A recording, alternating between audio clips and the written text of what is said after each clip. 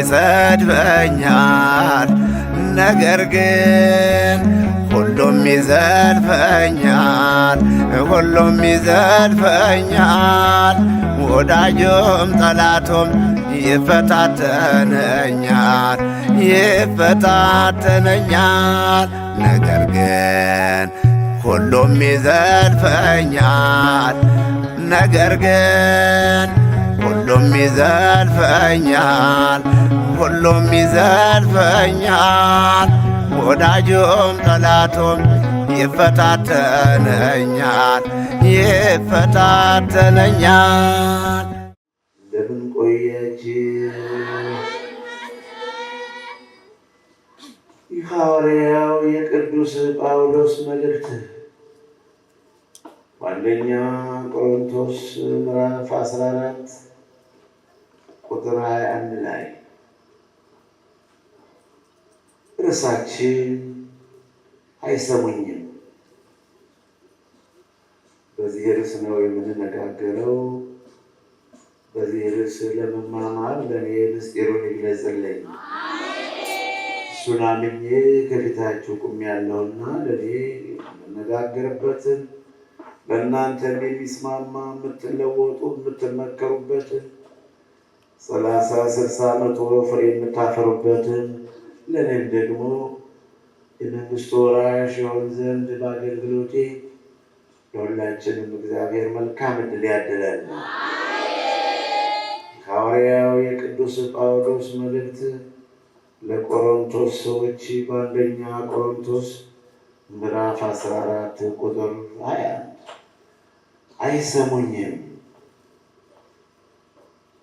በሌላም ቋንቋ በተለያየም በባዕድም ቋንቋ ብነግራቸው ይህ ሕዝብ አይሰማኝም፣ ትምህርቴን አይቀበልም፣ ነገሬን አይሰማም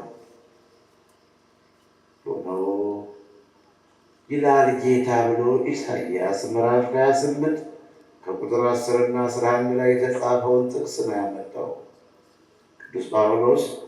ነቢዩ ኢሳይያስ ነው። እግዚአብሔር እንዲህ ይላል፣ በባዕድ ቋንቋም ቢነገሩ ይህ ሕዝብ አይሰማም፣ መስማትን አይሰማም።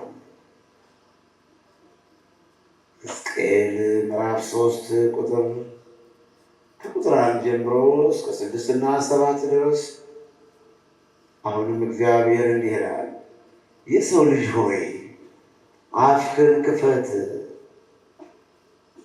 ይህንን የምሰጥህን የመጽሐፉን ጥቅል ጉረሰው፣ የመጽሐፉን ጥቅል ጉረሰው ብላው። እኔም አፌን ከፈትኩት፣ የመጽሐፉንም ጥቅል አጎረሰኝ። በዛን ጊዜም እንደ ማር ወለላ አፌን ጣፈጠኝ፣ ለሆዴም ተስማማኝ። ከዚህ በኋላ ነው ሂድ ይህን ሕዝብ ቋንቋቸው ወደማይታወቀው ምስጢራቸው ወደ ጠለቀው ሕዝብ አልክም። ወደ እነዛ ስሰልጄ ቢሆን ኖሮ ቋንቋቸው ወደማይታወቀው ምስጢራቸው ወደ ጠለቀው ልኬስ ቢሆን ኖሮ በሰሙ ነበረ። አሁን ግን እኔ የምልክ ወደ እስራኤል ሕዝብ ነው። አንገታቸው የደነደነ ግንባራቸው የጠነከረ እኔንም አልሰሙኝም፣ አንተንም አይሰሙህም። ቁጥር 7 ሕዝቅኤል ምዕራፍ 3 ከቁጥር 1 እስከ 7 ድረስ መስማትን አይሰሙም። ሂድና አስተምራቸው፣ ገሥጻቸው። ቋንቋቸው ወደማይታወቅ ወደ አሕዛብ ልኬስ ቢሆን ኖሮ አሕዛብ ቃልህን በሰሙ ነበረ። ልባቸው ወደ ጠለቀው ምስጢራቸው ወደ ጠለቀው ልኬስ በነበረ በሰሙህ ደንግጠው በተቀበሉ አክብረው በተቀበሉ ነበረ። አሁን ግን አንገታቸው የደነደነ ግንባራቸው የጠነከረ ወደ እስራኤል ሕዝብ ነው ምልክ።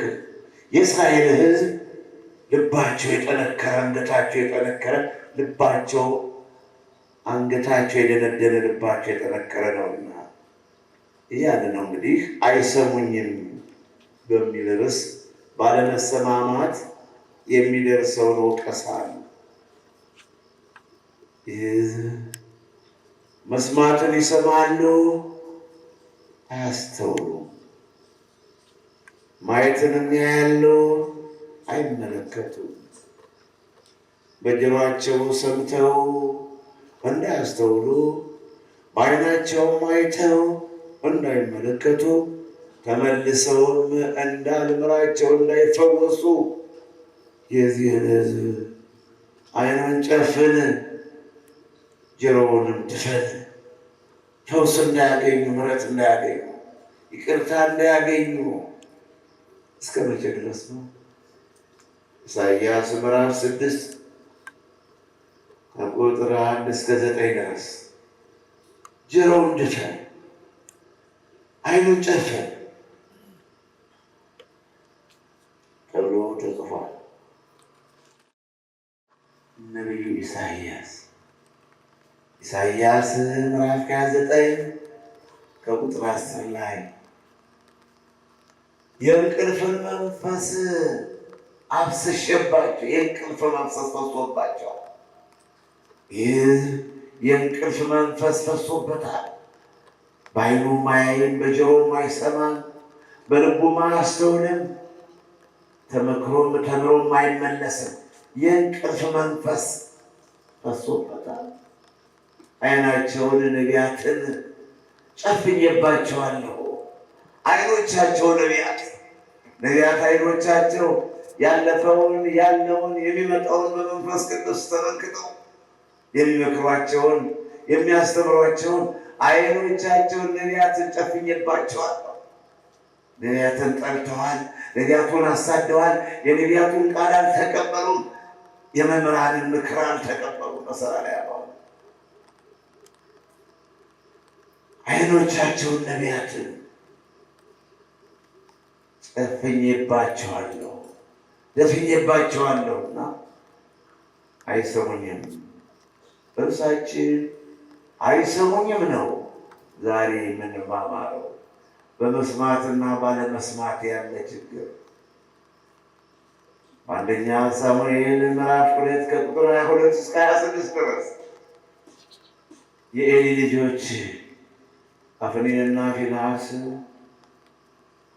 አባታቸው ኤሊ በ98 ዓመቱ፣ ሽማግሌው ኤሊ በ98 ዓመቱ የእስራኤል ሕዝብ ስለ እናንተ ክፉ ነገር ያወራል። ሕዝቡ ስለ እናንተ መልካም አስተሳሰብ የለውም። ልጆች ሆይ ከበደላችሁ ተመለሱ። ሰውስ ሰው ቢያስቀይመው እግዚአብሔር ይቅር ይለዋል። እግዚአብሔርን የበደለ ምን ምሕረት ያገኛል? ቤተ መቅደሱን አረከሳችሁ፣ ጉቦ ተቀበላችሁ፣ በመማለጃ በሙስና ፈረዳችሁ፣ መስዋዕቱን አረከሳችሁት። የእስራኤልን ሕዝብ ቅዱሱን ሕዝብ አረከሳችሁት። ልጆች ተው፣ ታገሱ፣ ተመለሱ አለ ካህኑ ሽማግሌው ኤሊ። የኤሊ ልጆች አፍኒንና ፊንሐስ ግን ምናምንቴዎች ነበሩ ይላል በአንደኛ ሳሙኤል ምዕራፍ 2 ቁጥር 12 ላይ ምናምንቴ ነበሩ፣ ምናምንቴ ረከሱ፣ ከስጋቸው በቀር ነፍሳቸውን የማይፈልጉ፣ መሬታዊውን ነገር እንጂ ሰማያዊውን የማያስቡ፣ ለጊዜው የሚሆኑትን እንጂ የዘላለም ቤታቸውን የዘነጉ፣ የሰውን እንጂ እግዚአብሔርን የተዉ ምናምንቴዎች ነበሩ። ለሆዳቸው የሚገዙ፣ ሆዳቸውን የሚያመልኩ፣ ሆድ አምላኩ የሆኑ ምናምንቴዎች ነበሩ የኤሊ ልጆች። ስለዚህ ኤሊ መከራቸው፣ ልጆች ተው፣ እኔን ጭምር ከጌታ ዘንድ ታስገስቁኛላችሁ፣ ተው ተመለሱ፣ ሕዝቡ በእናንተ ላይ ተነስቷል፣ እግዚአብሔርም ተቀይመዋል፣ ስራችሁ ሁሉ መልካም አይደለም አላቸው። የኤሊ ልጆች አፍኒንና ፊንሐስ ግን አባታቸውን ኤሊ ሊሰሙት አልፈለጉ። አይሰሙኝም እርሳችን ነው በአንደኛ ቆሮንቶስ ምዕራፍ 14 ቁጥር 21 ላይ አይሰሙኝም። ይህ ትውልድ አይሰማም፣ መስማትን አይሰማም። ጆሮ ያለው መስማትን ይስማ ይላል። አልፎ አልፎ መጽሐፍ ቅዱስ አልፎ አልፎ ጆሮ ያለው መስማትን ይስማ። መስማት ስላለብን ሰምተንም ደግሞ ስራ ላይ መዋል ስላለብን በማቴዎስ ወንጌል ምዕራፍ 13 ቁጥር 9 ዮሐንስ ምዕራፍ 2 ቁጥር 7 11 እና 17 ቁጥር መጨረሻ ላይ ጆሮ ያለው መስማትን ይስማ ተብሎ በተደጋጋሚ ተጽፏል። ጆሮ አለን፣ መስማት አለብን። እንድንሰማም ግድ ነው። ካልሰማን ግን ይፈረድብናል። ባለመስማታችን የምንጎደው እኛ ነን፣ አስተማሪው አይደለም። ወይም ደግሞ በአስተማሪዎች ላይ አብሮ የሚያስተምረው የሚናገረው እግዚአብሔር አይደለም የሚጎዳው። ሰምቶ የማይጠቀምበት ሰምቶ በስራ ላይ የማይሆነው ከቅጣት ነፃ ይወጣልና የሚጥልባትን ዝናብ እየተቀበለች የምታፈራ መሬት በእግዚአብሔር ዘንድ በረከትን ታገኛለች። የሚጥልባትን ዝናብ እየተቀበለች የማታፈራ መሬት ግን በእግዚአብሔር ዘንድ የተረገመች ናት ይላል። እየተማራችሁ ከስራ ላይ ካላዋላችሁት፣ እየሰማችሁ በተግባር ካልፈጸማችሁት፣ ካልተፋቀራችሁ፣ ካልተስማማችሁ፣ የሰላም ሰዎች ካልሆናችሁ፣ ፍቅርን ካልፈለጋችኋት፣ እውነተኛ ካልሆናችሁ፣ ዘወትር ባሉባልታ ዘመናችሁ ካለፈ ከመቀጣት ነፃ አትወጡም በምድር በሰማይ። ለዚህን የምስክር ነኝ። ክፉ የሰራ ሁሉ መቀጣቱ አይቀርምና እኔም ባይኔ አይቻለሁ ከተወለድኩ አንስቶ። ይሄ ነው ፍቅሩ ነው የሳበኝ። ፈራጅነቱ የአምላክነቱ ስራ ነው በዚህ በትሕትናው እንድቀጥል ያደረገኝ። ታዲያ ያህል መከራ ሐዋርያው ሀባቡ ሐናምስቱ ጋር እየተጋፋን እየተላጋን እግዚአብሔር ማፈር ሰሎ ማይደርስ ከሆነ እኛ ያስብን። በእውነት እኮ እኛም እኮ ምስኪኖች ነን። አለ ቅዱስ ጳውሎስ ምስኪኖች መሆናችን እኮ ነው። ፈራጅ ጌታ ስላለን፣ እውነተኛ አምላክ ስላለን፣ እንደ ደነፋ ሰይጣን እንደ ተወራጨ ጠላት እንዳይቀር በቆፈር የሚገል ጌታ ስላለን ነው እንጂ ታዲያ እኛስ በራስ ምን ከተተን ወይስ ደግሞ ምናኔውንስ ምን አስፈለገ? እውነተኛ እግዚአብሔር ፍርድን በመፍረድ የታወቀ ይላል መዝሙረኛው ላይ በመዝሙር 9 ቁጥር 16 ላይ እግዚአብሔር ፍርድን በመፍረድ የታወቀ ነው። ይፈርዳል የእኛ ጌታ። አቤቱ በየዋህነት ሄጃለሁና ፍረድልኝ አለ ነቢዩ ዳዊት። እንደዚህ ነው ወገኖቼና አይሰሙኝም። ርዕሳችን ነው። አይሰሙኝም። የትውልድ አይሰማም። አጠቃቀም አያውቅም። እንኳን ለሌላ ሊተርፍ ራሱን መርዳት፣ ራሱን መጥቀም፣ ራሱን ማስተዳደር ይሄንን ጭንቅላቱን መምራት አልቻለም። አይሰሙኝም። አሁንም ነቢዩ ኢሳይያስ ምዕራፍ 26 ቁጥር 9 ላይ ለኃጢአተኛ ክብር ቢሰጡት አይጠቀምበትም፣ ለኃጢአተኛ ግርማ ቢሰጡት አይጠቀምበትም። ኃጢአተኛው የእግዚአብሔርን ክብር አይሰማም። ኃጢአተኛው የእግዚአብሔርን ክብር የእግዚአብሔርን ድንቅ ስራ ማየት አይፈልግም። የእግዚአብሔር ቃል ሲነገር ጆሮውን ይደፍናል። የእግዚአብሔርን ቃል ሲሰማ አይኑን ይጨፍናል። የእግዚአብሔርን ቃል ሲሰማ ወርጦ ይሄዳል። አብሮ መቀመጥም አይፈልግም። ኢሳይያስ ምዕራፍ 26 ከቁጥር 10 የተጻፈ ቃል ነው የማነበው እኔ። አይሰሙኝም። እግዚአብሔር ያደላቸውማ ሳይማሩ ሳይመከሩማ ሳይቀጠረላቸው ዝም ብለው መልካም ይሰሩ። አሁን ለመልካም ስራ ምን ትምህርት ያስፈልገዋል? ምን በሕገ ልቦና መልካም መስራት። እንደዚህ ነበር ዋናው ነገር። ሐዋርያው ቅዱስ ጳውሎስ ለጢሞቴዎስ እንዲህ አለ፣ እነሆ የሰው ልጅ በሚገባ ቢፈጽመው ሕግ መልካም ነበር አለ። ሕግ መልካም እንደሆነ እናውቃለን። የሰው ልጅ በአገባብ ቢፈጽመው ቢሰራው ነው እያለ ነው ለጢሞቴዎስ። አንደኛ ጢሞቴዎስ ምዕራፍ 1 ቁጥር 5 ላይ ቁጥር 8 ላይ ሕግ መልካም ነው በስርዓቱ ለሚያከናውነው ለሚፈጽመው፣ በስራ ላይ ለሚያውለው፣ የተማረውን በተግባር ለሚያሳይ ሰው ሕግ መልካም እንደሆነ እናውቃለን እያለ ነው ያስተማረና ርዕሳችን አይሰሙኝም። በባዕድ ቋንቋ እንኳ ቢነገሩ አይሰሙም። በሌላ ቋንቋ እንኳ ቢነገሩ ታዲያ በተወለዱበት ቋንቋ ተነግረው ያልሰሙ በሌላ ቋንቋ ተነግረው እንዴት ይሰማሉ? በሚያውቁት ባደጉበት ቋንቋ ተምረው ያልሰሙ በሌላ ባላደጉበት ቋንቋ እንዴት ይሰማሉ? ግለጽልኝ የጌታ የሠራዊት አምላክ። አይሰሙኝም። ኢሳይያስ ቅዱስ ጳውሎስ ነው የተናገረው። እንግዲህ የጀመርኩትን ልጨርስ። በዕብራውያን ሰዎች ምዕራፍ 6 ከቁጥር 4 ላይ የሚጥልባት ዝናብ የተቀበለች የማታበቅል መሬት፣ የማታፈራ ፍሬ የማትሰጥ ፍሬ የሌላት መሬት በእግዚአብሔር ዘንድ የተረገመች ናት። ተምረው ስራ ላይ እንደማያውሉ ሰዎች ማለት ናቸው። የሚጥልባትን ዝናብ እየተቀበለች የምታፈራ 30፣ 60፣ 100 ፍሬ የምትሰጥ መሬት ግን በእግዚአብሔር ዘንድ ክብር አላትና እናንተም የምትሰሙትን ቃል በስራ ላይ አውላችሁ 30 እና 60፣ 100 ፍሬ እንድታፈሩ ተስፋ አደርጋለሁ። አይሰሙኝም እርሳችን ስለሆነ ያዕቆብ ምዕራፍ 5 ከቁጥር 7 እና 8 ላይ ሐዋርያው ያዕቆብ እንዲህ ይላል፣ ገበሬው የፊተኛውንና የኋለኛውን ዝናብ እየታገሰ የፊተኛውን ዝናብ የግንቦቱን፣ የሰኔውን፣ የሐምሌውን ዝናብ እንደገና ደግሞ የነሐሴውን አሁንም ያስፈልጋል ዝናብ። በሀገራችን አሁንም ዳጉሳው ዝናብ ይፈልጋል። ሌላው ማዝማር አሁንም ዝናብ ይፈልጋል።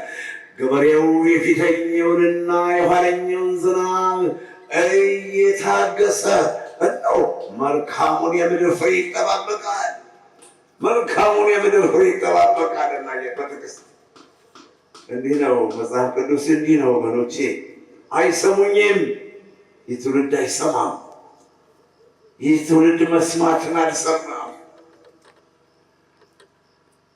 ኢሳይያስ ምዕራፍ 29 ቁጥር 13 የሚል ተጽፎ ይገኛል። ይህ ሕዝብ በአፉ ያከብረኛል፣ ልቡ ግን እጅግ ከኔ የራቀ ነው። በአፉ ጌታ ሆይ ጌታ ሆይ ጌታ ሆይ ይለኛል። በአፉ እግዚአብሔር እግዚአብሔር ይለኛል፣ ልቡ ግን እጅግ ከኔ የራቀ ነው። እንዲህ ከመባል ያውጣን ጌታ እግዚአብሔር። እንዲህ ከመባል ያውጣን ጌታ። በማቴዎስ ወንጌል ምዕራፍ 13 ቁጥር 1 እስከ 8 ድረስ ዘሪ ዘሩን ሊዘራ ወጣ፣ ዘሩን መንገድ ላይ ወደቀ፣ ወፎች በሉት። ዘሪ ዘሩን ሊዘራ ወጣ፣ ጭንጫ ላይ ወደቀ፣ ጭንጫ ሆነበትና አልበቀለም። ዘሪ ዘሩን ሊዘራ ወጣ፣ ሾህ ላይ ወደቀ፣ ቢበቅልም ቢያቀጠቅጥም ቅጠልና ዛላ ቢያወጣም ለፍሬ አልበቃም፣ እሾህ አንቆታልና። ዘሪ ዘሩን ሊዘራ ወጣ፣ በመልካም መሬት ላይ በተነው። በጋ በደከመበት ዘር ሰርዶውን በጣጥሶ ትጋታቸውን እርሻ ረሱ ይላልና ኤርምያስ ምዕራፍ 4 ቁጥር 3 ላይ ነቢዩ ትጋታቸውን እርሻ ረሱት፣ ትጋታቸውን እርሻ ረሱት ይላል። ሆሴዕ ምዕራፍ 10 ቁጥር 12 ላይ እነሆ እግዚአብሔር መጥቶ እስኪያዘንመላችሁ ድረስ እሱን ተስፋ የምታደርጉበት ዘመን ነውና ትጋታችሁን እርሻ ረሱት። የኃጢአትን አዝመራ ዘርታችኋል፣ በደልንም አጭዳችኋል፣ ክፋትንም በልታችኋል። እነሆ ትጋታችሁን እርሻ ረሱት ይላል ኢሳይያስ። ስለዚህ ወገኖች ሆይ በመልካም እርሻ ላይ ሰርዶውን በጣጥሶ ኩርንችቱን እሾሁን ጠጠሩን ለቅሞ ባስተካከለው በመልካም እርሻ ላይ የዘራው 30፣ 60፣ 100 ፍሬ ያፈራ። ጩኸቴ ድካሜ ይህንን እንድታፈሩልኝ ነው። በአንደኛ ተሰሎንቄ ምዕራፍ 5 ከቁጥር 27 ላይ የሐዋርያው ቅዱስ ጳውሎስ መልእክት ይላል። ይህንን መልእክቴን ካነበባችሁትና ለሚሰሙት ሰዎች ሁሉ ካስተላለፋችሁ በኋላ ቅዱሳን ሁሉ እንዲሰሙልኝ አድርጉ፣ ቅዱሳን እንዲያነቡትና እንዲከታተሉት አድርጉ ይላልና በአንደኛ ቆሮንቶስ ማለት በአንደኛ ተሰሎንቄ ምዕራፍ 5 ቁጥር 27 እና ለቆላስይስ ሰዎች ምዕራፍ 4 ከቁጥር 16 ላይ መልእክቴን ሌሎቹ ያነቡት ሸር አድርጉት። ይህን የበረሃውን ስብከት ሸር አድርጉት።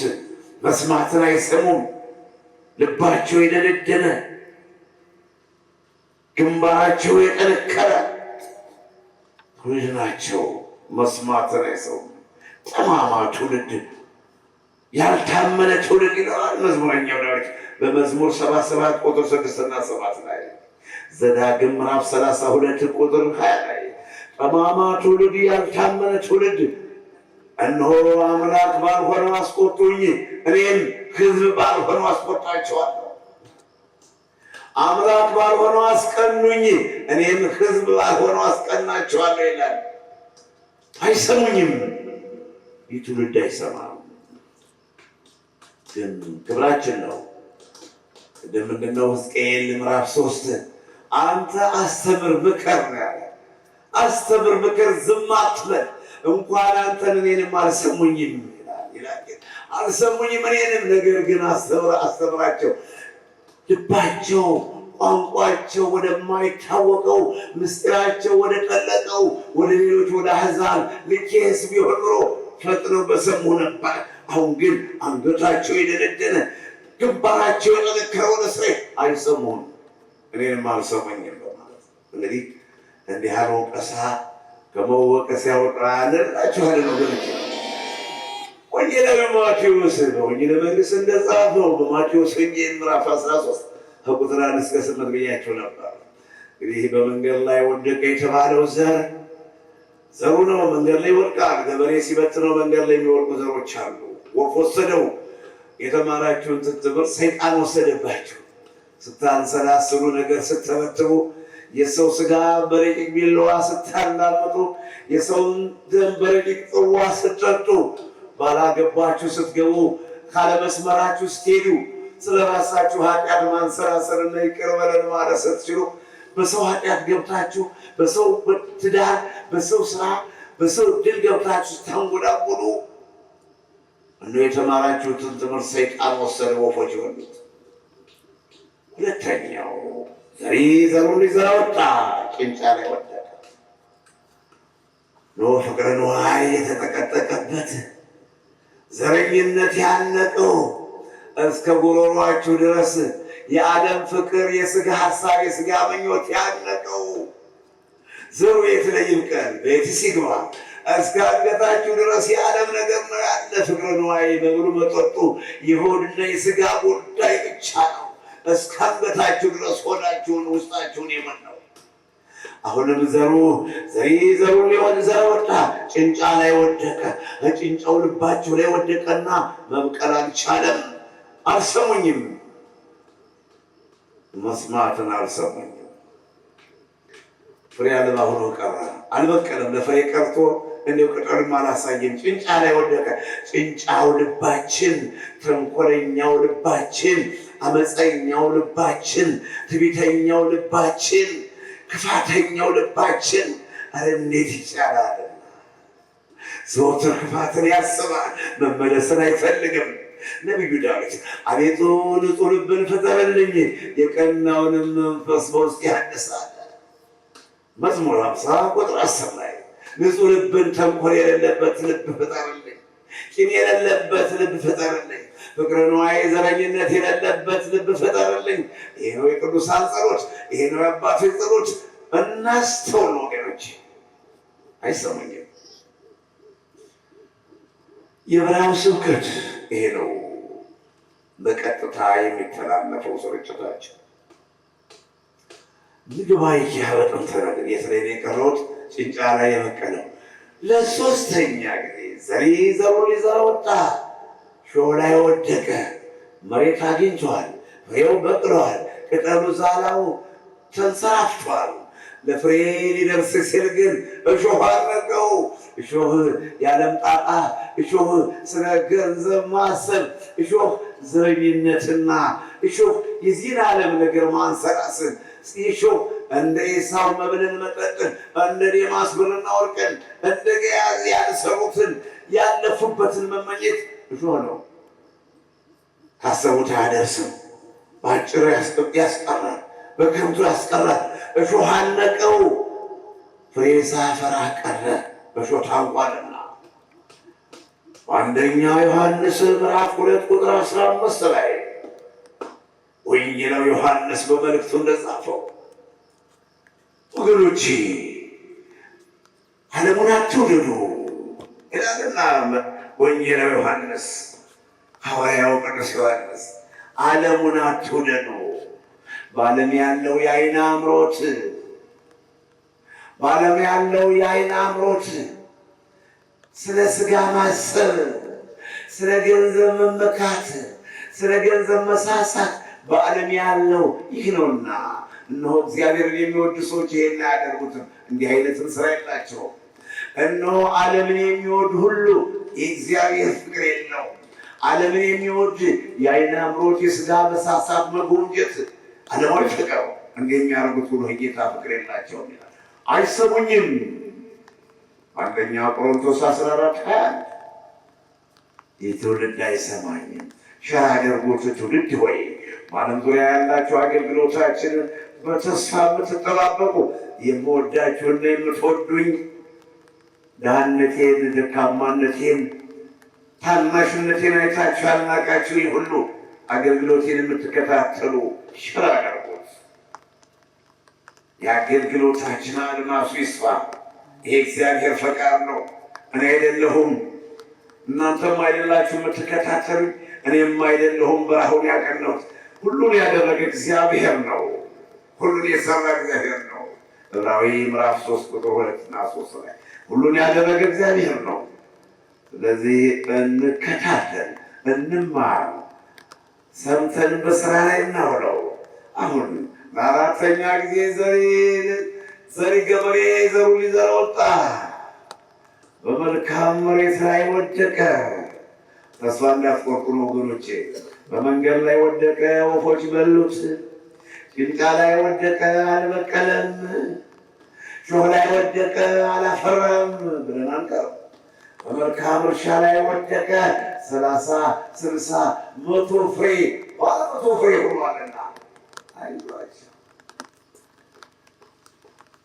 ዘፍጥረት ምዕራፍ 26 ቁጥር 6፣ 7፣ 8 ላይ አባታችን ይስሐቅ በፍልስጤማውያን አውራጃ በፍልስጤማውያን ግዛት በረሃብ ምክንያት ተሰዶ በተቀበለው መሬት ላይ ባለ 100 እጥፍ ፍሬ ሆነ ይላል። 100 እጥፍ አባባ። ፍልስጤማውያንን ቀኑበት። እንግዲህ አልሰሙኝም። ርዕሳችን ይህ ነው። ጆሮ የተፈጠረ ለመስማት ስለሆነ ለመስማት ያብቃን። ሰምተን ለመመለስ ሁልጊዜ ገንዘብ የማይጠቅመን፣ ሁልጊዜ ልብስ የማይጠቅመን። ያ ልብሳችን እኮ አፈር ነው። 3 ክንድ ከስንዝር መሬት ትጠብቀናለች። ያውም በደህና ቀን ብንሞት ነው። ያውም እግዚአብሔር አሟሟታችን ቢያሳምረው ነው። አሟሟቴን አሳምረው ይላሉ አባቶችና ከጸሎታቸው ሁሉ አሟሟቴን አሳምረው። አሟሟቱ ያላማረለት ቀባሪ የለው። አውሬ ይበላዋል፣ እሳት ያቃጥለዋል፣ ውሃ ይወስደዋል። አሟሟቱ ያማረለት ነው። ለቀብር ለ3 ክንድ ከስንዝር የሚበቃ ምንም እንኳን በትንሣኤ ዘጉባኤ በሳቸው ፈቅቀን አሞራ የበላውን ውሻ፣ አውሬ የገተነውን ውሃ የወሰደው፣ እሳት ያቃጠለው ሁሉም ለፍርድ ቢቀርብም ነገር ግን መችስ እንደ ሰውነታችን አሟሟታችን አምሮ ቀሪዎች አልቅሰው ካህናትን ጸሎት አድርገው ቢሸኙን መልካም ነውና ያችን 3 ክንድ ከስንዝር ለማግኘትም ቀን ያስፈልጋል። ቀን ያልገጠማቸው ሰዎች አልቃሽ ሳይኖራቸው፣ ቀን ያልገጠማቸው ሰዎች እንዲሁ ፍትሐት የካህናት አገልግሎት ሳይኖር የወደቁበት ሳይታወቅ የሚወድቁ ብዙ ሰዎች አሉና ይህ ሁሉ አርቀን እናስብ። ሁሉ ነገር በእጃችን እንደያዝነው አይደለም መመኘት ያለበት። በእጃችን ያዝነው ነገር የለም። እኛ ባዶ ሆነን ተወልደናል፣ ባዶ ነን። ባዶነታችን ነው ማወቅ ያለብን። ባዶ ነን። ምንም ከኛ ጋር ምንም የለም። ራቁታችን ተወልደናል። ራቁታችንም ተመልሰን ወደ መቃብር እንሄዳለን። ብናስከት ያመጣነው የለም፣ የምንወስደውም ነገር የለም። አይሰሙኝም፣ አልሰሙኝም። አንደኛ ቆሮንቶስ 14 ቁጥር 21 ላይ የሚሰማ ልቦና ይስጠን እግዚአብሔር። ለመስማት ያብቃን። ዘጸአት ምዕራፍ 4 ከቁጥር 1 እስከ 31 ድረስ እንዲህ የሚል ተጽፏልና እግዚአብሔር ሙሴን ዘጸአት ምዕራፍ 3 ከቁጥር 11 ላይ እነሆ በሲና ተራራ ላይ እግዚአብሔር ለሙሴ በተገለጸለት ጊዜ ሂድ፣ ሕዝቤን እስራኤልን አውጣ፣ ከፈርዖን ፊት ቁም፣ ፈርዖንን አነጋግረው፣ ፈርዖንን ንገረው፣ ሕዝቤን እስራኤልን ልቀቅ። በምድረ በዳ ያመልኩኛል፣ በምድረ በዳ ያመሰግኑኛል፣ በምድረ በዳ ይሰግዱልኛል። ሕዝቤን እስራኤልን ልቀቅ ብለህ ንገረው ፈርዖን አለ። ሙሴም ይህን ነገር ሊቀበለው እኔ ከፈርዖን ፊት የምቆም ሕዝብህን እስራኤልን ከግብፅ የማወጣ እኔ ማን ነኝ አለ። ቁጥር 11 ላይ ዘጸአት ምዕራፍ 3 ቁጥር 11 እኔ ማን ነኝ አቅም የለኝም። በኋላም የሰማራ ደግሞ ሳለ እኔ በፈርዖን ፊት ስቆም በእስራኤል ሕዝብ መካከልም እኔ እግዚአብሔር ሊያወጣችሁ ነው ብዬ ስናገር ፈርዖንንም ሕዝቤን እስራኤልን ልቀቅ እልሃል ስል ማን ነው ቢሉኝ ማን ልበላችሁ አለ። እኔ ማን ነው የምላቸው? እነሆ ያለና የሚኖር የአብርሃም የይስሐቅ ያዕቆብ አምላክ ነው በላቸው አለ። የሕያዋን አምላክ የኛ ጌታ ያለና ትናንት የነበረን ዛሬ ያለ ለዘላለም የሚኖር እነሆ እንዲህ ብለህ ንገራቸው አለው። ሙሴ አሁንም ደግሞ ይህን ነገር መቀበል ከበደው። እነሆ የእስራኤል መሪ መሆን፣ እስራኤልን ከግብፅ ማውጣት፣ በፈርዖን ፊት መቆም ከበደው በግረኛው ሙሴ። እኔ አንደበቴ ተብታባ ነው ጌታዬ ሆይ፣ እኔ እንዴት እናገራለሁ? በፈርዖን በንጉሱ ፊት ቆሜ ለመናገር ይኸው ትናንት ካገኘኝ ጀምሮ አንደበቴ ተብታባ ነው፣ መናገር አልችልም አለ። የሰማይ አምላክ እግዚአብሔር እኔ በአፍህ ላይ ሁኜ ከአንተ ጋር እናገራለሁ። ሂድ ቀጥታ ሕዝቤን እስራኤልን ከግብፅ አውጣ፣ በፈርዖን ፊት ቁም፣ እኔ ከአንተ ጋር ባንዲራ እንዴ ድዳ የሚያደርግ ማነው አለ እግዚአብሔር። አንደበትን የሚከፍት ድዳም የሚያደርግ እኔ እግዚአብሔር ነኝ። ስለዚህ ሂድ ቀጥል። እንደዚህ ነው አምላካዊ መልእክት። አይሰሙኝም። አሁን ዘጸአት ምዕራፍ 4 እስከ ቁጥር 31 ድረስ እንመለከተው እስኪ። ሙሴ ወደ ፈርዖን ሲሄድ እግዚአብሔር ያለው ሙሴ ሆይ እስኪ በትርህን ያዛት፣ በትርህን ከመሬት ጣላት። ሙሴም እንደታዘዘው እሺ ነው የሙሴ ነገር ነው። ሙሴ እምቢ ያለ እስራኤልን ምራ፣ እስራኤልን ከግብፅ አውጣ፣ በፈርዖን ፊት ቁም ሲባል ነው የከበደው። የበላይነት፣ አለቅነት፣ መሪነት፣ የመንጋው እረኛ መሆን፣ የበጎች ጠባቂ መሆን ነው ያሳሰበው። ልክ ነው። እረኝነት ያሳስባል፣ አለቅነት ያሳስባል፣ መሪነት ያሳስባል። ራስን መምራት ሲያቅት ዛሬ ዓለምን ሌላውን መምራት ያሳስባልና ሙሴ ይህንን እንደዋዛ ሊመለከቱ አልፈለገም። እኔ አልችልም፣ አይሆንልኝም፣ እኔ ማን ነኝ አለ። ልክ ነው ማለት አለ። እኔ አሁን ከእናንተ ፊት ስቆም እኔ ማን ነኝ? ሲሆን ከእናንተ የማንስ ደግሞ የእናንተ ሰብሳቢ የመንጋው እረኛ እኔ ማን ነኝ? ወገኖች የሚገርም የጌታ ስራ። ታዲያ ሙሴስ ተሰዶ በሚዲያም ሀገር በአማቱ በዮቶር ቤት ልጁን አግብቶ የካህኑን የዮቶርን ልጅ አግብቶ በስደት ሲኖር ሕዝብና እስራኤልን አውጣ ሲባል እኔ ማን ነኝ? አሁን በትርህን መሬት ላይ ጣላት ለመረስ ሙሴን ከመሬት ላይ ጣለው።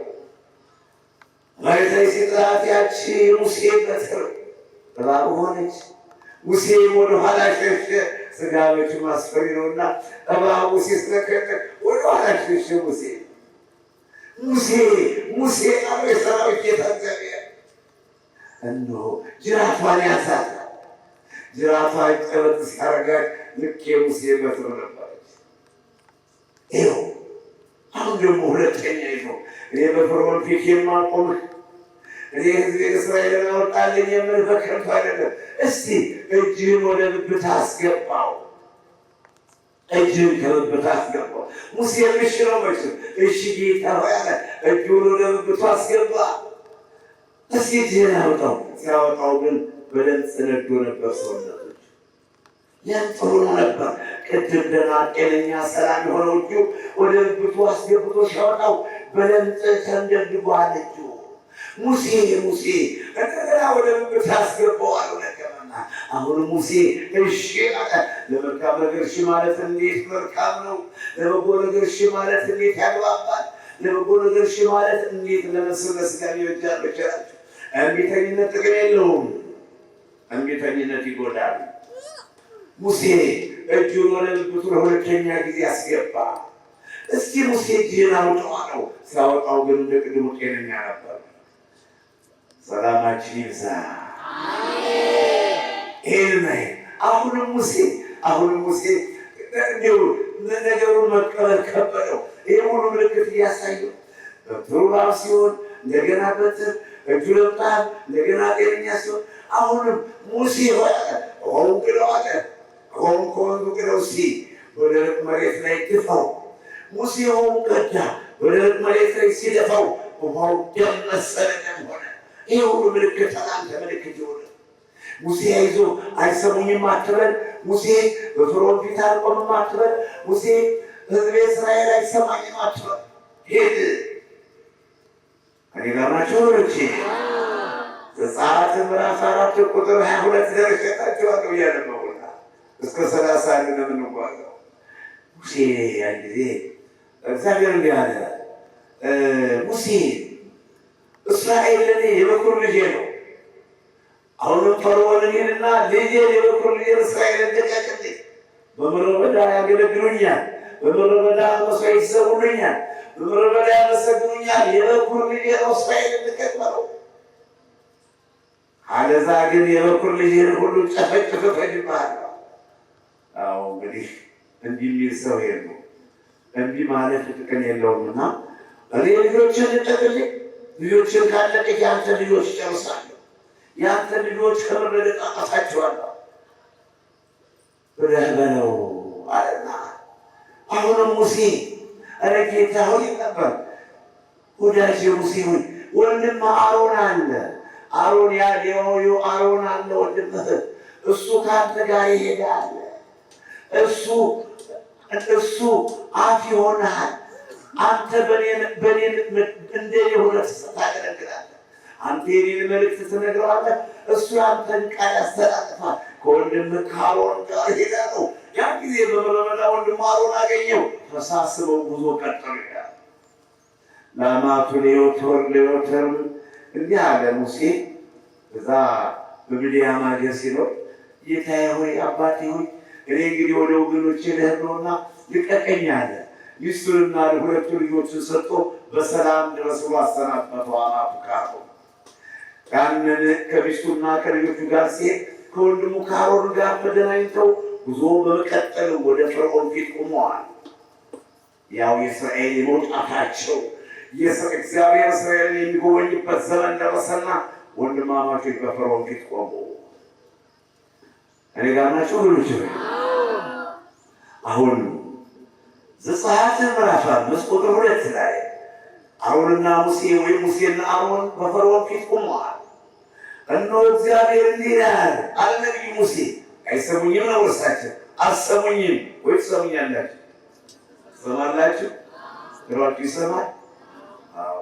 አላመናችሁበት ነው። አዎ ማለት ይሄ አለመግባባት ነው። በእውነት ብታስቡበት ኖሮ አዎ ነበር የምትሉት። እንደ ሙሴ እሺ በትርግም ቃል እሺ እጅህን አስገባ እሺ። እናንተ መቼም ስለማትፈጽሙ አዎ ትላላችሁ እንዳሻችሁ። አይሰሙኝም። እኔ ጌታ ገለጸልኝ። ማነው ልንገረው? ይህን ትውልድ እንግዲህ ማንም ወለደ ጌታ እድሌ እኮ ይችላል ነግሬው ለለፈበይ ትውልድ አይሰሙኝም። ብትሰማ ለራስ ነው የምትጠቀም። እኔ የሚበጀኝ ነገር የለም። ውሎ አበል አልፈልግ፣ ደሞዝ አልቀበል፣ አልሰኛልህ አጉርሰኛልህ ይስላሴ ባየው ያለዋል።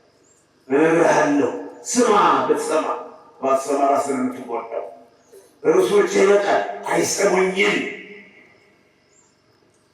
ኢሳይያስ ምዕራፍ 28 ቁጥር 14 እነሆ በባዕድ ቋንቋ ቢነገሩ አይሰሙም። ታዲያ በተወለዱበት ቋንቋ ሳይሰሙ በባዕድ ቋንቋማ እንዴት ይስሙ? ባይሰሙ ነው ወይ? ነቢዩ ቅዱስ ጳውሎስ ደግሞ ባይሰሙ ነው ወይ? ሮሜ ምዕራፍ 10 ቁጥር 17 ላይ ባያውቁ ነው ወይ? ባይሰሙ ነው ወይ? እንደምን ቆያችሁ? አይሰሙኝም። የት ላይ ነበር ነው? ዘጸአት ምዕራፍ 5 ቁጥር 2 ላይ እሱ ግለጽልኝ አቀበለኝ የማይል ጌታ ሌላም አንተ ለተስፋዬ የሚመኑ ተስፋ እኮ እግዚአብሔር ለቤት ተስፋዬ ማን ነው? እግዚአብሔር አይደለምን? እግዚአብሔር ነው ተስፋዬ። እሺ እና ሙሴና አሮን በፈርዖን ፊት ቆሙ ብለን ነው ከቤተ መንግስት ገቡ። ከምድያም ሀገር ያንን በረሃውን አቋርጠው ከስደት ሀገር ያንን ሁሉ ጥለው ሚስቱንና ልጆቹን ይዞ ሙሴ ወደ ግብፅ ሀገር ወደ ተወለደበት ሀገር ሄደ። ከፈርዖንም ፊት ቆመና እግዚአብሔር እንደላከው እነሆ ንጉሥ ፈርዖን ሆይ እግዚአብሔር እንዲህ ይላል፣ ሕዝቤን እስራኤልን ልቀቅልኝ። እስራኤል የበኩር ልጄ ነው። እምቢ ካለ ግን የበኩር ልጆችን ሁሉ አጠፋቸዋለሁ፣ እጨርሳቸዋለሁ ይላል። እኔ ጋር ናችሁ? ያን ጊዜ ፈርዖን ምን አለ መሰላችሁ? የፈርዖን አመላለስ ነው። የፈርዖንን አመላለስ ድፍረት ነው። ሰው እንዲሁ ያለ አቅሙ ወቀቀ ከጌታ ጋር ከእግዚአብሔር ጋር። አሁን እኮ እኔና እናንተን መንካትም እግዚአብሔርን መንካት ነው። ተማማሩ። ወብሸትን መንካት በወብሸት ላይ ጣትን መቀሰል በእግዚአብሔር ላይ ጣት መቀሰል። ለምን? እግዚአብሔር ነው የሰራው። እኔማ ለዚህ ገዳም ተጠማቂው ጸበልተኛው መሆን አልችልም። እንደ ድህነቴ እንኳን መስራችና መሪ ለመሆን ይህንን ያቀናው የሰራው እግዚአብሔር ስለሆነ ወብሸትን መንካት በወብሸት ላይ መደፋፈር ዘርን ማጥፋት ነው። እንዲህ አለ ፈርዖን እነሆ እስራኤልን የምለቅ እስራኤልን የምለቃቸው እስራኤልን ለመልቀቅ ምንድን ነው ያለው? እስራኤልን አልለቅም። ይህን እስራኤልን አልለቅም፣ እግዚአብሔርን ደግሞ አላውቅም። አረጉም ነገር ነው። ዘጸአት ምዕራፍ 5 ከቁጥር 2 ላይ እስራኤልን አልለቅም እነሆ እግዚአብሔርን አላውቅም ወደ መደመ ፈርዖን አቤት ልቡ ተደንዳና ደፋር። አሁንም ዘጸአት ምዕራፍ 9 ቁጥር 16 እና 17 ለሮማውያን ሰዎች በቅዱስ ጳውሎስ መልእክት ምዕራፍ 9 ቁጥር 16 ላይ ይህን ቃል ደጋግሞታል። እነሆ የሚወደውን እልከኛ ያደርገዋል፣ የሚወደውን ደግሞ የዋህ ቅንጡ ያደርገዋል። የፈርዖንን ልብ አጸናለሁ፣ የፈርዖንን ልብ አደነድናለሁ። እነሆ ስሜን በፈርዖን አስጠራለሁ አለ። ዘጸአት ምዕራፍ 9 ቁጥር 17 ስሜ በፈርዖን ይጠራል። ያ ጠንካራ ያ ጨካኝ ፈርዖንን እነሆ በጠንካራ ክንዱ እግዚአብሔር ሕዝቡን እስራኤልን አውጥቶ ፈርዖንን እስከ ሰራዊቱ ምድረ ገጽን በባህር ላይ ከፍታ እንደሚያሰፍረው እኔ ስሜን በፈርዖን አስጠራለሁ። የፈርዖንን ልብ ደግሞ ጨካኝ አለመን ያደርገዋለሁ። አቤት ክብር ምስጋና ለጌታ የሆነ ነገር የሚገርም እና ታዲያ ለሚሆን የአንዳንድ ሰዎች ልባቸው የሚጨክን ስሙን ሊያስጠራባቸው ስለፈለገ እኮ ነው። የማይመለሱ ንስሐ የማይገቡ ትምህርት የማይቀበሉ የማይሰሙ ለወንጌሉ ሕግና ትእዛዝ የማይታዘዙ ስሙን እግዚአብሔር ሊያስጠራባቸው ስለፈለገ እኮ ነው።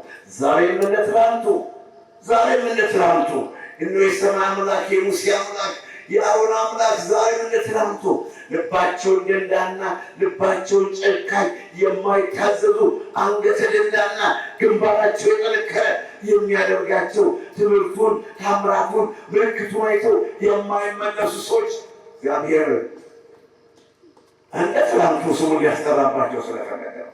ስሜን በፈርዖን አስጠራለሁ፣ የፈርዖንን ልቡን ጨካኝ አረመኔ ያደርገዋለሁ አለ። እንዲህ ከመሆን ያወጣቸው ስላሉ እኮ ነው። አሁን ገላማሁን የሚያህል ታምር እየታየ አንዳንዶች ሸቃጭ ይሆናሉ። እዚህ ቁጭ ብለው ነፍሴ የሚባል ነገር የለም። እዚህ ቁጭ ብለው እግዚአብሔርን አያስቡትም። እዚህ ቁጭ ብለው የአሜሪካ ሕዝብ ሊመጣ ገና አሁን ኮቪድ-19 ቁጥሩን እያበዛ እየተምዘገዘገ ዓለምን እያጥረቀለቀ መንግስታትን ሕዝብን እያስጨነቀ ባለበት ሰዓት ላይ ምንም እንኳን አገልግሎት እነሆ ቤተ ክርስቲያን ተከፍታ ርቀታችሁን ጠብቃችሁ አስቀድሱን፣ ሥጋው ደግሞ ተቀበሉ፣ ወንጌል ስብከት ታቦታትን አክብሩ ብንባል ርቀቱን ጠብቁ አልተለቀቀም። ርቀታችሁን ጠብቁ ያው ታዲያ ማርያም ዮርዳኖስ ወንጌል ቅዱስ ገብርኤል አንድነት ዜና አሁን በሩ ይከፈት ዛሬ ሞልቶ ያለው ብሉት አይሞላም። የናፈቀ ሕዝብ ወንጌልን የሳሳ ሕዝብ ወንጌልን የናፈቀ ሕዝብ ወንጌል ባዩ ላይ የሄደበት ሳስበው መጋቢት 12 መጋቢት 13 መጋቢት 14 ሳስበው እቃውን ሳያስተካክል ሻንጣውን ፔስታሉን ሳይቋጥር ድንገት ወጥቶ በየከተማው ተከራይቶ አሁን ተከፈተ ይባል እንደ ዛሬው ተጠቅቆ ተራራው በሙሉ በሰሞን ቀር ነበርና ነገር ግን ታዲያ እንዲያውም ሕጉን ጠበቀ ማለት ነው እንዴ? አይደለም። ርቀታችሁን ጠብቁ ግድ ነው። ዛሬ ሁሉ ሞልቶ ሰው በሰው እየተጋፋ ለመራመድ እስካልቀር ድረስ ሰው ይሞላልና ታዲያ እንደ ሄደቱ እንደ ድሃነቴ በፊታቸው ያቆመኝ እግዚአብሔር በስርዓቱ እንመራው ነው ጉዳዩ። አልሳሳም፣ አልጎመጅም። ምንም እንኳን ወገኔ ብሆን ምንም እንኳን ሕዝቡ በመብዛቱ ብደሰት እዛም ሆነው ከኔ ጋር ናቸው። የሐዋርያው ቅዱስ ጳውሎስ መልእክት በአንደኛ ቆሮንቶስ ምዕራፍ 5 ቁጥር 4 እና 5 ላይ እናንተ የቆሮንቶስ ሰዎች ሆይ ምንም እንኳን በሥጋ ከእናንተ ብለይ ያለ ቅዱስ ጳውሎስ በመንፈስ ከእናንተ ጋር ነኝ። አሁንም መጋቢት 12 እና 13 14 ከሄደው ሕዝብ ጋር በየቤታቸው በከተማም በገጠርም ባህር ማዶም ሀገር ውስጥም ባሉት በመንፈስ አብረን ነው። እኛ የምንፈልገው ሰላም ነው። ከዚህ መጠን ተጨፍቀን በአንድ ጊዜ ሞቱ፣ ታመሙ፣ አለቁ ስንባል አሉባልታ ሲወራብን የኖርን ሰዎች በሽታ በዚህ በሽታ ዘመን ሰውነን አስገብተን አሟሟታችን መጥፋት የለበትም። ለዚህ እናንተም ተባበሩኝ። በእውነት ስርዓት አስፈጻሚ ወገኖቼ በዚህ ማርያም ዮርዳኖስ ወንጌል ቅዱስ ገብርኤል አንድነት ዜና በሽታ ተፈውሳችሁ በእግር ብረት ታስራችሁ መጣችሁ፣ በሀብል ታስራችሁ መጣችሁ። ወገኖቼ በአልጋ ተጭናችሁ በሰው ትከሻ በበቅሎ መጣችሁ። እየተመራችሁና በጥቅሻ መስማት ተስኗችሁ ማሰባብቷችሁ መጣችሁ። መኪና እየተደባደባችሁ ሰው እየተሳደባችሁ በከተማ ላይ ታሪካችሁ ጠፍቶ እናት አባት ዘመድ ወገን ጥክሏችሁ ተስፋ ቆርጣችሁ ወደቁ፣ ተጣሉ፣ መነሻም የላችሁ ከተባላችሁ በኋላ የአውሎን ቅዱስ ገብርኤል ወንቅሸቱ ቅዱስ ገብርኤል እንደገና ሰርቶ ሰው ካደረጋችሁ ስርዓት አስፈጻሚዎች አይቷችሁ በዚህ ክፉ በሽታ ምክንያት እነሆ ለሕዝቡ ዘመን ቁም። አሁን ርቀታችንን ጠበቅ። ከሌላ ሰው ጋር መቀላቀል የለብንም። በሩን ከፍተን ሌላ ሰው አናስገባ። በሽታው መጥፋት አለበት። የበሽታው ሁኔታ በጎ ሁኔታ ቀለል ያለ ሆኖ እነሆ እኛን ከሚመቸን መስመር መድረስ አለበት። በእንዲህ አይነቱ ጉዳይ በዚህ በሰንሰለታማው ተራራ እንደ ገበጣው አካል የተሰብስበን ማለቅ የለብንም። እንደምን ቆያችሁ? ሕዝቤን እስራኤልን ልቀቅ፣ እስራኤልን አልለቅም፣ እግዚአብሔርንም አላውቅም እንግዲህ እስራኤል የነበረው አይደለም። አዎ እዚያ ላይ የነበረው እና መለስ ብዬ ግን የእናንተንም አንዳንድ እንግዲህ ይቅርታ አድርጉልኝና ምንድን ያለ ቅዱስ ጳውሎስ ተናገረ የልቡን ተናግሮ ብሏል። አንደኛ ቆሮንቶስ ምዕራፍ 4 ቁጥር 15 ላይ ምን አለ መሰላችሁ? እንደምወዳችሁ ልጆች አድርጌ ልገሥጻችሁ ነው እንጂ ላሳዝናችሁ አይደለም አለ። የልቤን ከተናገርኩ ከዛ በኋላ እንዳሻቸው የልቤን ከተናገርኩኝ አሁንም ላሳዝናችሁ አይደለም። እነሆ አለ ቅዱስ ጳውሎስ በአባቶች እንኳን ቢኖሯችሁ እኔ በወንጌል ወልጃችኋለሁና ልጆቼ ናችሁ አለና ለመደመው ልጆቼ ናችሁ አለ። አባት ልጁን ይቀጣል።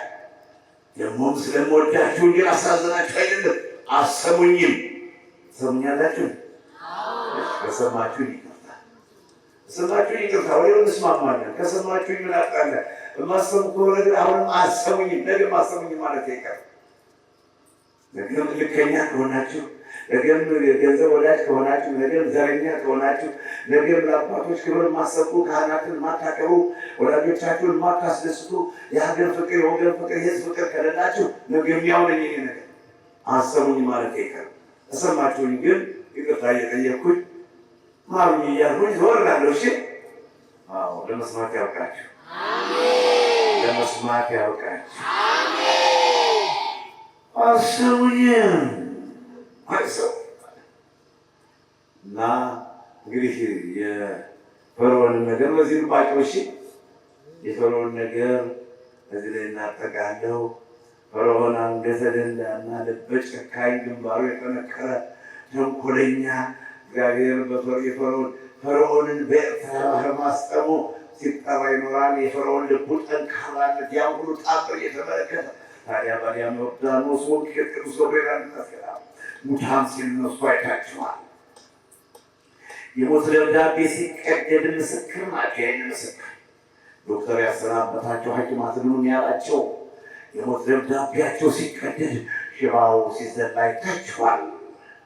እውሩ ሲያይ ሲመራና ከግንድና ሀገርን ሲምታታ የነበረው እውር እየዘለለ በብርሃን ሲመላለስ አይታችኋል። በውቄት ቅዱስ ገብርኤል አለናስገዳ ታዲያ ይህ ሁሉ አይታቸው ድሃዎች ሲበለጽጉ፣ ችግረኞች ኑሯቸው ሲሻሻል፣ ተስፋ የቆረጡት በረንዳዳሪዎች፣ ጎዳኒስቶች ሁሉ ስሙን ጠርተው ሰው ሲሆኑ 30 ዓመትና 20 ዓመት መሳፈሪያ እንኳ ትራንስፖርት የሌላቸው ባህር ማዶ ያሉ ስደተኞች አቤቱ ቅዱስ ገብርኤል ነው እንዲህ ቀጥታ ስርጭት 5 ሳንቲም የካርድ ሳትጠይቅ ማንም ሳያደርገው የመጀመሪያው በመሆን ወገኔን ሕዝቤን ለማስተማር በቀጥታ ስርጭት ካገር እየመጣው በማስተምረው አገልግሎት ተምረውና ተመክረው ግማሾቹ ነፃነት አጥተው ሽንት ቤት ገብተው በሞባይል አገልግሎታችን በመመልከት ሌሎችም ደግሞ ስራቸው በጆሯቸው ላይ ኤርፎን በማድረግ በጆሯቸው ላይ አድርገው ሙሉ ስራቸውን እየሰሩ ጊዜ ሳይኖራቸው ይህንን ትምህርታችን እየተከታተሉ ከኤችአይቪ ተፈወሱ፣ ከካንሰር ተፈወሱ፣ ከሰይጣን ማሰሪያ ነፃ ወጡ፣ ተፈቱ። ሌሎችም ከሀገር ቤት ባድማው ተባረከ፣ የተቀበረው ያ መተቱ ድግምቱ ተሻረ። በውሄ ቅዱስ ገብርኤል ስሙን እየጠሩ ወገኖች ደግሞ ደውቅሸት ለመመስከር እኮ አፍስ ሰበሰበ ስራ ለሌለው ነው አይደል? እናንተ አሁን ስለ ጽሁፍ ብጽፉ ማለት ቅኔው ቅኔ ቢደረድር የውቅሸት ነገር የሚያምር እኮ እንደሞኛ እንድሳደሞ ሞንቅሸት ስምሮ እንደው ለማጁ ሁሉ ያስነጥነው ለምን ስራው ነው።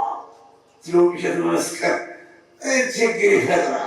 ሲያንስ ነው ተናግረን አንጨርሰው።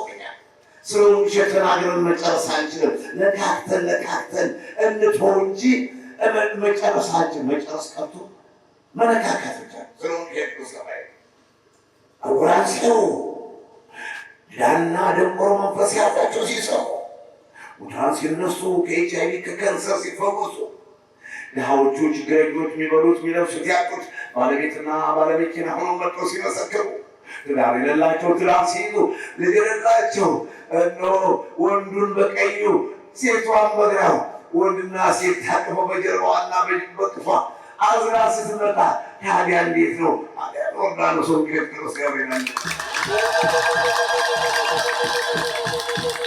እንደምን ቆያችሁ? አይሰሙኝም? እንሰማለን አትሉ? አይሰሙኝም? አይሰሙኝም። እሺ ለመስራት ያውቃቸው። አይሰሙኝም።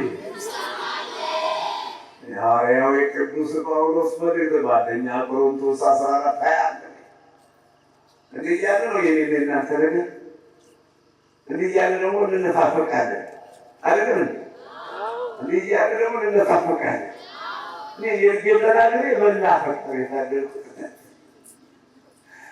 አሁን በጣብን ይህ ሰውዬ እንዲህ እጀገጅገነ ነው እንግዲህ ለነነዋ ነበር የሚባል ይሄ ሁሉ እየተናገሩ መጡልን። ለምን መጽሐፍ ቅዱስ ነው። በመጽሐፍ ቅዱስ ውስጥ ተረታዎች ያለ አላወራውም። ተረት የለም ከሌለን ከእናቴ ማህፀን ስወጣ ጀምሮ አልዋልታ ባለበቃ ወጣ ማይ ወደ ተግባሩ ነው መሄድ ስላሴ ባሩኝ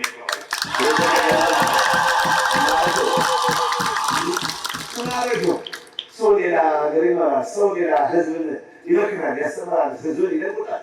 እችን ጭንቅላት የዳዋን ጥቂቷ እችን ጥቂቷን ጥብቅ ማክበራት ጭንቅላቴንማ መምራት ግዴታ አለብኝ። ይህን ራሴን ማዘዝ ይቀጥ ሰው እያዘዘ ሰው እየመረው ራሴን መምራት ይቀጥ ያሳዝናል።